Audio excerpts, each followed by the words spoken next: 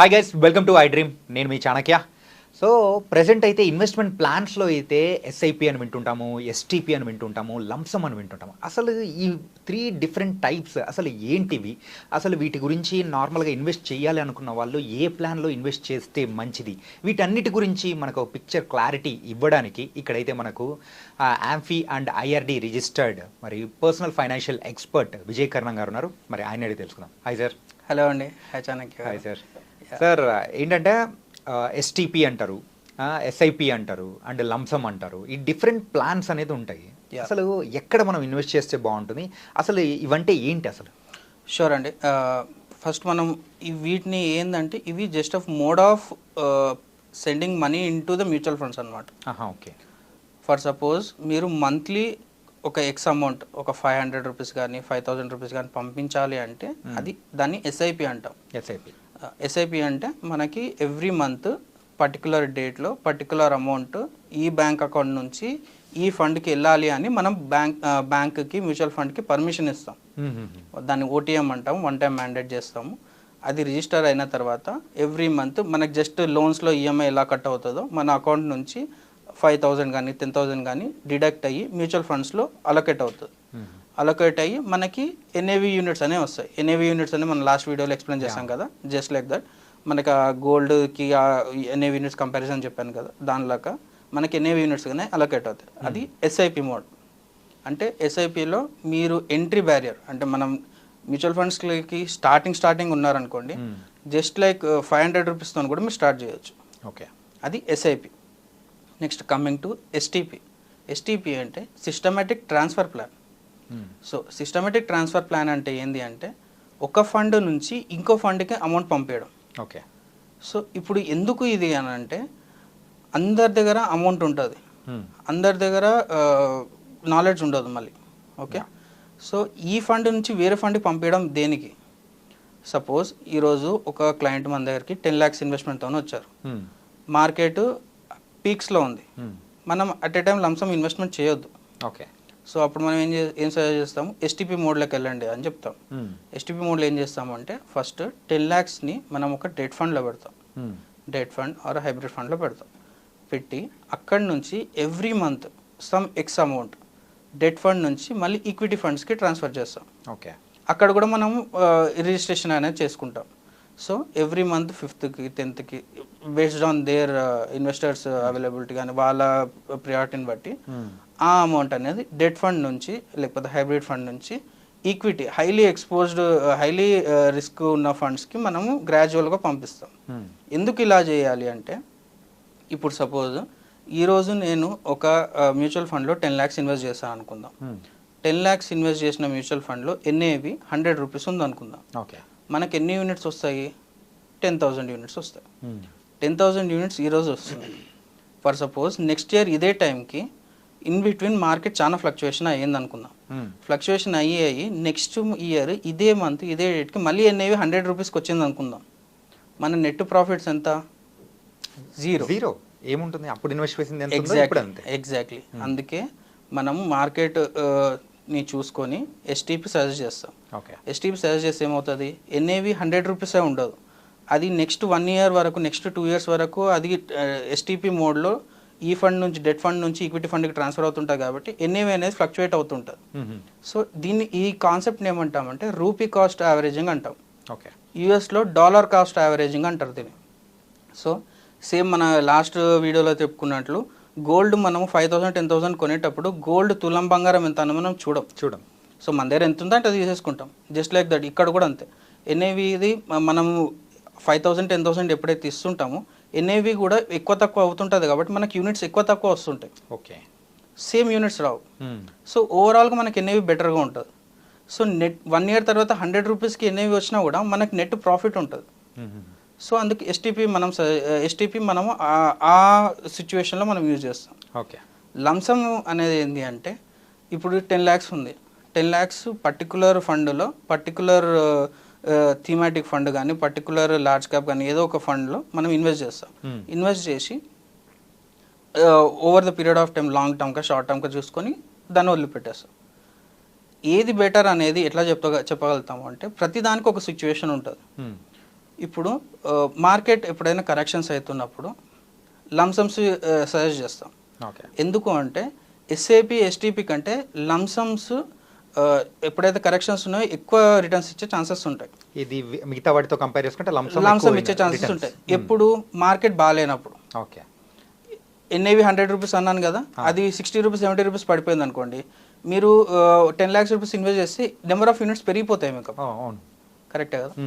తర్వాత ఎప్పుడైతే 6 months 1 year తర్వాత ఎన్ఏవి మళ్ళీ same back to normal position 100 రూపీస్కి వచ్చింది అనుకోండి, అప్పుడు మీ ఇన్వెస్ట్మెంట్స్ 30% 20% పెరిగే ఛాన్సెస్ ఉంటాయి. ఓకే. సో లంసమ్ అట్లాంటి సిచ్యువేషన్లో యూజ్ చేస్తాం. ఎస్టీపీ ఎప్పుడు యూజ్ చేస్తాము?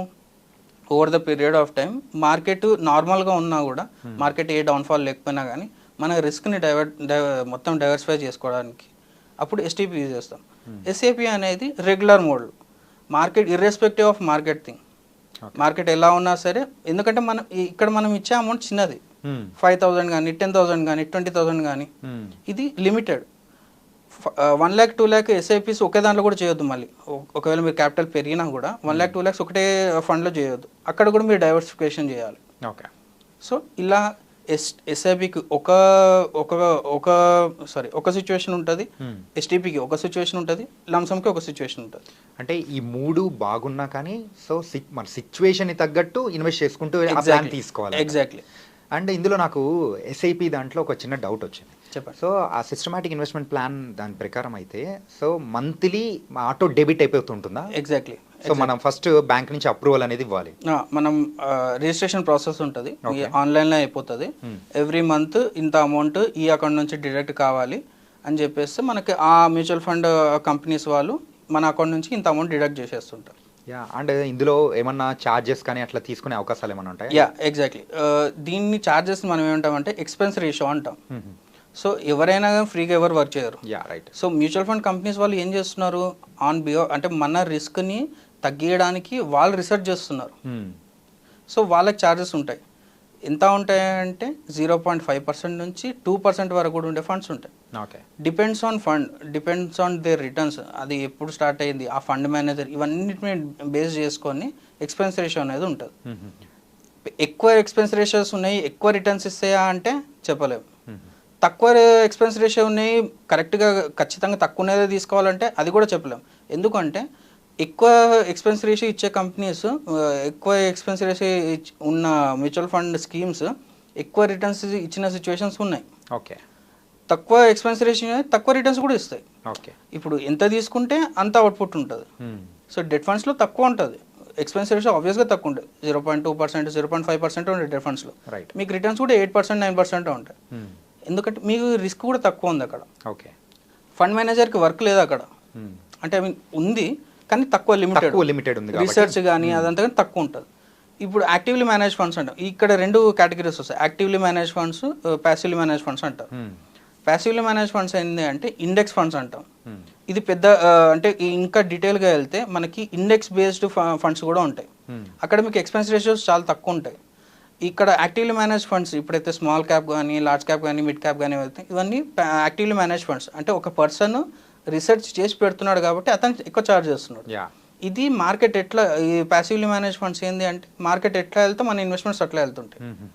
సో చాలా మంది మనల్ని అడిగేది ఏంటంటే మేము ఎందుకు ఎక్స్పెన్స్ రేషియోస్ ఎక్కువ ఉన్న కంపెనీస్కి ఇన్వెస్ట్ చేయాలి, తక్కువ ఉన్న దాంట్లో ఇన్వెస్ట్ చేస్తాము, ఎందుకంటే ఓవర్ ద లాంగ్ టర్మ్ ఈ 1% కాస్త కొన్ని ల్యాక్స్ అయిపోతుంది, మేము ఇంత లాస్ ఎందుకు మాకు, మీరు ఎందుకు ఇలా సజెస్ట్ చేస్తున్నారని చెప్తారు.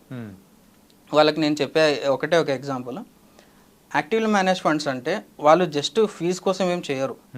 వాళ్ళు ఎందుకు తీసుకుంటున్నారంటే మార్కెట్ ఇన్ కేస్ కరెక్షన్ వచ్చింది అనుకుందాం, 10% ఇండెక్స్లో తక్కువ వచ్చింది, 5% ఇండెక్స్లో డౌన్ఫాల్ వచ్చింది, కోవిడ్ లాంటి సిచ్యువేషన్లో కానీ వేరే ఏ సిచ్యువేషన్లో కానీ కరెక్షన్ వచ్చింది అనుకుందాం, మీ పోర్ట్ఫోలియో అంతే షార్ప్గా డౌన్ఫాల్ కాదు. ఓకే. సో దానిలో నెంబర్ ఆఫ్ పారామీటర్స్ ఉంటాయి, ఆల్ఫా కానీ స్టాండర్డ్ రేషియో కానీ బీటా కానీ, ఇట్లా డిఫరెంట్ టైప్స్ ఆఫ్ రేషియోస్ ఉంటాయి. ఆ రేషియోస్ని కూడా మనం అనలైజ్ చేసుకోవాలి మ్యూచువల్ ఫండ్ ఇన్వెస్ట్ చేసేటప్పుడు. ఆ రేషియోస్ బట్టి ఏమర్థం అవుతుందంటే మనకి మార్కెట్ ఒకవేళ డౌన్ఫాల్ అయ్యింది అనుకోండి, ఫర్ సపోజ్ వాళ్ళు ఇన్వెస్ట్ చేసిన కంపెనీస్లో డౌన్ఫాల్ అయినా కూడా మన పోర్ట్ఫోలియో అంత ఇంపాక్ట్ చూపించదు. Okay. Just like that last వీడియోలో మనం చెప్పుకున్నట్లు మీకు ఒక ఫిల్టర్, మీకు ఒక మిడిల్ మ్యాన్ అనే వాళ్ళు ఉంటారు. మీకు మిడిల్ మ్యాన్ ఉంటారు, మీకు ఒక ఆర్మర్ అంటే మీకు ఒక కవచం లాగా మ్యూచువల్ ఫండ్ కంపెనీస్ మీకు హెల్ప్ చేస్తాయి. 1% అనేది మనం ఒక ఎంప్లాయీకి ఇచ్చినట్టు ఇచ్చి పని చేయించుకుంటున్నాం వాళ్ళతో. Okay. So at the same time మీకు దాని నుంచి వచ్చే రివార్డ్ కూడా అలాగే ఉంటుంది అనమాట.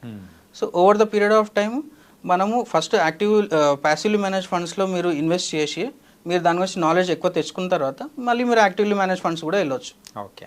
అదండి. సో మొత్తానికైతే ఇది ఒక పెద్ద మహాసముద్రం. ఎగ్జాక్ట్లీ. తలుచుకుంటూ అంటే చదువుకుంటూ వెళ్తూ ఉంటే వస్తూనే ఉండేలా ఉంది. ఎగ్జాక్ట్లీ. అండ్ మనం ఇంకా డీటెయిల్గా చెప్పాలంటే ఎస్ఐపిలో రిస్క్ లేదా, ఎస్టీపీలో రిస్క్ ఉందా, లంసంలో రిస్క్ లేదా అంటే అన్నిట్లలో రిస్క్ ఉంటుంది. ఎస్ఐపిలో రిస్క్ ఉంటుంది, ఎస్టీపీలో రిస్క్ ఉంటుంది, లంసంలో రిస్క్ ఉంటుంది. ఈ రిస్క్ని ఎట్లా మేనేజ్ చేస్తున్నాం అనేది యాజ్ మనకున్న నాలెడ్జ్ ప్రకారం, మన అడ్వైజర్ ఇచ్చే నాలెడ్జ్ ప్రకారం ఉంటుంది. ఫైనాన్షియల్ అడ్వైజర్ అనేవాళ్ళు ఎవరైనా కావచ్చు, మీ బ్రదర్ కావచ్చు, మీ సిస్టర్ కావచ్చు, బ్యాంకింగ్ ఇండస్ట్రీలో వర్క్ చేసే వాళ్ళు కావచ్చు, ఎవరైనా సరే టెక్నికల్గా అనాల్సి వాళ్ళ గైడెన్స్ ఖచ్చితంగా మీరు తీసుకోవాల్సిందే. ఓకే. ఎందుకంటే వాళ్ళకి అట్లీస్ట్ కొంచెం నాలెడ్జ్ ఉంటుంది. మనం డే టు డే లైఫ్లో 9 to 5 జాబ్ చేసే వాళ్ళకి మనకి దాని గురించి అవేర్నెస్ ఉండదు. రైట్. సో వాళ్ళకి అట్లీస్ట్ కొంచెమన్నా అవేర్నెస్ ఉంటుంది మనకంటే ఎక్కువ. వాళ్ళు మీరు యాజ్ అడ్వైజర్గా మీరు కన్సిడర్ చేసుకొని వాళ్ళు చెప్పే ఇన్పుట్స్ మీరు తీసుకున్నారనుకోండి, డెఫినెట్గా మీకు అది హెల్ప్ అవుతుంది. ఎందుకంటే మీ రిస్క్ అనేది తగ్గిపోవాలి. ఎస్ఐపిలో రిస్క్ ఉంటుంది, కానీ దాని రిస్క్ని ఎట్లా మేనేజ్ చేస్తాం? ఇప్పుడు సపోజ్ నేను 10,000 ఎస్ఐపి చేస్తున్నానండి, 10,000 తీసుకెళ్ళి కంప్లీట్లీ హైలీ అగ్రెసివ్ ఫండ్స్లో పెట్టాను. రేపొద్దున నాకు ఏదైనా ఎమర్జెన్సీ రిక్వైర్మెంట్ వచ్చింది, ఆ అమౌంట్ మనం తీసేస్తాం అనుకోండి, నాకు లాంగ్ టర్మ్ రిక్వైర్మెంట్కి మీట్ చేయలేను అనమాట. ఓకే. సో అట్లా కాకుండా 10,000 ఎస్ఐపిలో 5,000 ఒక ఫండ్లో పెట్టాలి, 3,000 ఒక ఫండ్లో పెట్టాలి, 2,000 ఒక ఫండ్లో పెట్టాలి. 5,000 ఏమో లాంగ్ టర్మ్కి పెట్టుకోండి. ఫర్ సపోజ్ యంగ్స్టర్స్ ఉన్నారనుకోండి, 5,000 స్మాల్ క్యాప్ కంపెనీస్లో పెట్టుకోవాలి, 3,000 హైబ్రిడ్లో పెట్టుకోవాలి, 2,000 డెట్ ఫండ్లో పెట్టుకోవాలి. ఏదైనా ఎమర్జెన్సీ సిచ్యువేషన్ వచ్చిందనుకోండి, 2,000తో చేసిన ఎస్ఐపి ఉన్న అమౌంట్ విత్డ్రాల్ చేసుకో. ఓకే. ఇంకా ఎమర్జెన్సీ ఉంది మీకు, ఇంకొక 2-3 years తర్వాత ఇంకా ఏదైనా ఎమర్జెన్సీ వచ్చిందనుకోండి, అప్పుడు హైబ్రిడ్ ఫండ్స్లో ఇన్వెస్ట్ చేసిన అమౌంట్ మీరు తీసేసుకోవాలి. ఏమైనా సరే ఈ 5,000 మాత్రం ముట్టకుండా ట్రై చేయాలి. ఎందుకంటే స్మాల్ క్యాప్ కంపెనీస్లో 5 years కంటే ఎక్కువ ఇన్వెస్ట్ చేశారనుకోండి, మీకు ఎక్కువ రిటర్న్స్ ఉంటుంది. యాక్చువల్ కాంపౌండింగ్ అప్పుడు స్టార్ట్ అవుతుంది, 5 years తర్వాత స్టార్ట్ అవుతుంది. 5 years తర్వాత స్టార్ట్ అవుతుంది. అదండి. మొత్తం ఇదైతే సో ఈ డిఫరెంట్ ప్లాన్స్లో కూడా ఎక్కడ ఇన్వెస్ట్ చేస్తే ఎలా ఉంటుంది అనే దాని గురించి కూడా చాలా చక్కగా వివరించారు sir. So thank you Vijay గారు. థ్యాంక్ యూ అండి. సో గైస్, మరి ఎస్ఐపి, ఎస్టీపీ అండ్ అలాగే లంసమ్ వీటి ఈ ప్లాన్స్ గురించి మీకైతే మంచి క్లారిటీ అనేది కూడా వచ్చిందని నేను ఆశిస్తున్నాను. సో మరో ఇంటర్వ్యూతో మళ్ళీ కలుద్దాం. అంతవరకు take care. This is your Chanakya. See you.